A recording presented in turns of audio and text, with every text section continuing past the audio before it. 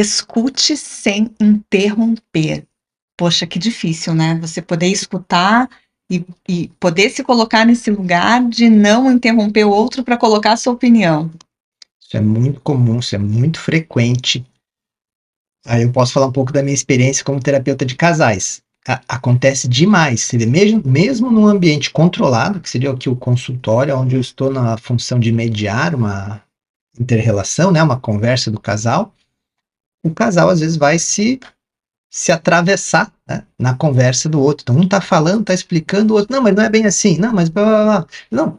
Aí muitas vezes tem lá, segura, calma, deixa ele falar, ou deixa ela falar, porque isso faz muita diferença. Quem dirá no dia a dia da relação? Às vezes um tá falando, o outro já emenda, entre a gente, já aconteceu muitas vezes, né?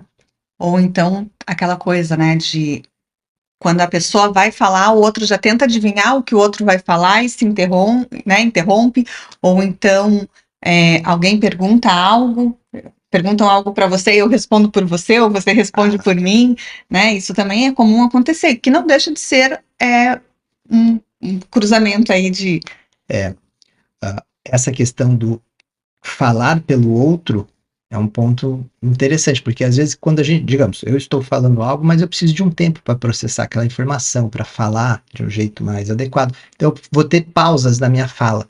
E se ela estiver impaciente, né, ao me escutar, o que vai acontecer? Ela vai falar por mim, né, imaginando o que poderia ser a complementação daquela frase. Eu, particularmente, faço muito com a Andrea, de eu complementar, às vezes, a fala dela.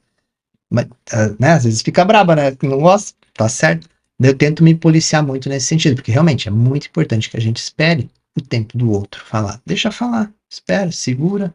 O máximo que dá para fazer, que eu acho que é legal, que deixa a conversa mais dinâmica, é que quem tá escutando pode perguntar também, tá, mas e aí? Né? Aquela coisa assim, o que mais? Que às vezes é um incentivo para que o outro também fale ou que se sinta ouvido, porque às vezes a gente está só falando, falando, falando, o outro está só em silêncio, mudo. O que gera? Falta de feedback, de estímulo para que um possa conversar com o outro. Então, em geral, numa conversa é isso. Aham, né? Aquela coisa, aham, que se mais? mostrar interessado no que o Exato. outro está colocando, Mas né. não interromper. E principalmente, dentro de uma discussão, né, dentro de um momento de conflito, onde vocês estão tratando de algo que tenha uma importância maior, que traga dores, né, emocionais para um ou para outro, é muito importante que vocês se coloquem à disposição do ouvir, mas ouvir com os ouvidos de ouvir mesmo, né, ouve o que o outro está dizendo, acolhe o que o outro está dizendo, por mais que gere sentimentos como raiva, como insegurança, como medo, enfim, o sentimento que for, as mágoas, né? É importante que você escute o que o outro tem para falar. Pronto, já falou? Agora eu vou falar. Agora deixa eu te responder. E o outro também se colocar nesse lugar de escuta, né? Porque também tem essa situação. A pessoa vem, fala, fala, fala, fala, e aí o outro vai falar assim: ah, não quero saber. Aí também não dá. Ah, entendi. Só um fala e o outro nega aquela conversa. Não tem diálogo, né? Não tem o diálogo. É, então, essa coisa do não interromper enquanto o outro está falando, mas não quer dizer que você não deva falar e trazer a resposta, a contrapartida, e vocês travarem o que a gente chama de um diálogo, né?